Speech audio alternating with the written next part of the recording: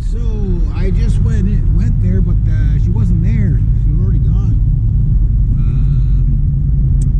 I'll hit it on the way back, maybe. I'll just turn around up here. Ah, I got a clear windshield. Look at that. Oh, that looks nice.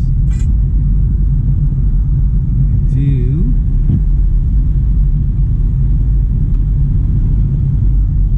Why still didn't plow? You bugger. You bugger. I know what you didn't do. I know what you didn't do. Imagine being accused of something you didn't do because you didn't do it. Well, that's what I'm doing right now. I'm saying, hey, dude, you didn't do your job. Do your job. So anyway, yeah, so the little lady wasn't there, but I see what's going on. Like, she's not having it plowed, right? So I guess because they're trying to sell the place, I guess. And I don't think they're too wealthy, right? So, but if I had her number, I could have talked to her and say, hey, well, when are you going to be there? So I'm assuming she's probably going to be there later in the afternoon.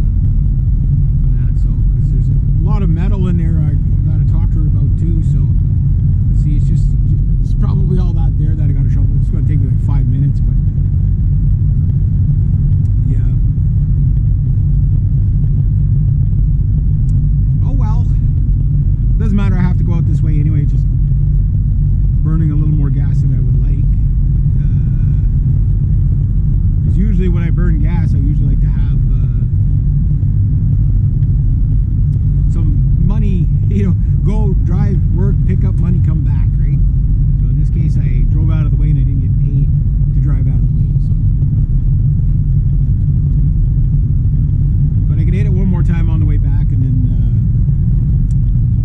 if she's there, great. If not, then it'll be tomorrow, I guess. But like, I'm not worried about it now because like what I thought is like her car was like blocked in by the plow guy, but it's not that at all. So she can get in and out, so that's not too bad. So it just probably wants a wider driveway so she can turn easier. Yeah. Who I think it is?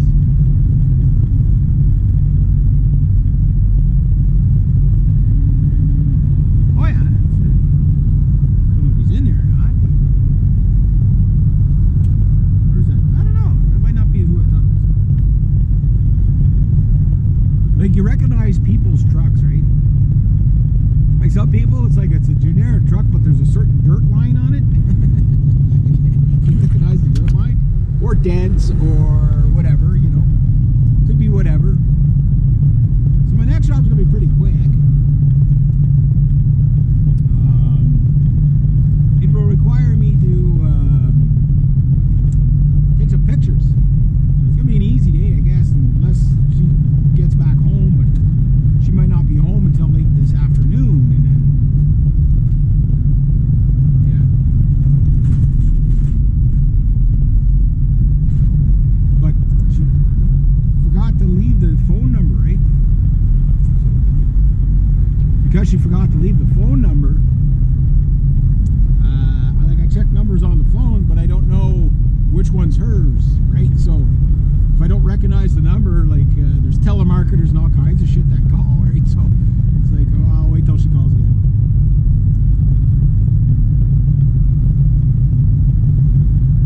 Like, I gotta come in here once a week anyways.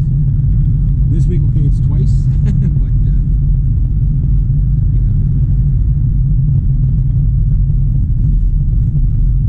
yeah, that's what you do when you play phone tag.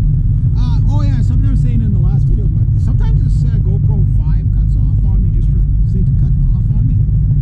It doesn't do it often, but it does it sometimes. And I was halfway through a sentence when it cut off. Typical Reg video, where halfway through it, making a point, and when I finally get to the point,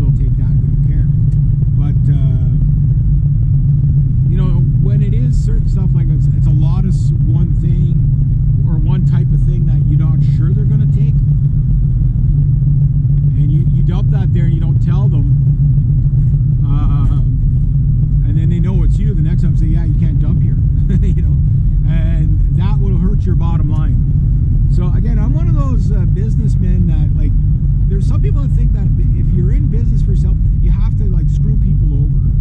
Like, you know, like, they don't see it as screwing people over, like, but you have to find a way to cheat them so you can get that little extra penny. They don't think about repeat business, right? So I'm going to fix something for somebody, but I'm going to use, you see plumbers do this a lot, where it's like, okay, I'm going to use like an old used pipe that, okay, it's okay, right? Rather than say, you know what, I'll just charge you for a new one. You know, oh, but that'll be expensive. Yeah, it'll be expensive, but your options, if I use the old one, it might fail. You know what I mean? And instead, they just go ahead and use the old one. And if they're a real scumbag, they'll charge you for a new one. You know? And then when people find out about that, they realize they got screwed, right? I'm not saying they're all plumbers, but like this is just an example, right? Well, it's the same with this kind of stuff, like, you know, like, never half-ass it, you know what I mean?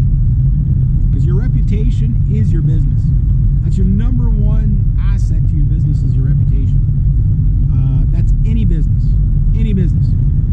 So if you get one, like, you'll always get complaints. Usually, me, I don't normally get complaints. I get recommendations up the yin-yang, which is good because I cross my T's, I dot my I's, and I'm always honest with people, right?